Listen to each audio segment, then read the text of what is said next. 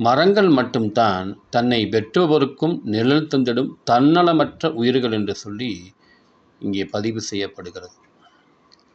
மரம் இருக்கும்போதும் மனிதனுக்கு ஆசீர்வாதம், அது இல்லாத போதும் ஆசீர்வாதம். இருக்கும்போது நிழல் கொடுப்பது எல்லாருக்கும் தெரியும். நன்றி உள்ளவருக்கும் அது நிழல் கொடுக்கும், நன்றி இல்லாதவருக்கும் நிழல் கொடுக்கும்.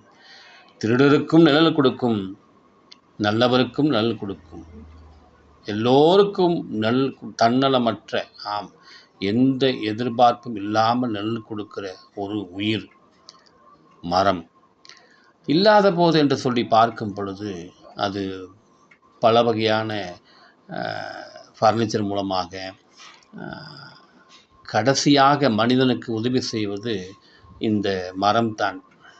மனிதன் இறந்த பின்பு அந்த மரத்தை வைத்துதான் அந்த உடலை எரிக்கிறார்கள்.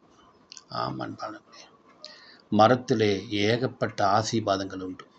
மரத்தை பார்த்து மனிதன் திருந்துவானானால் இந்த உலகத்திலே மிகப்பெரிய உயர்விலே அவன் நிற்பான்.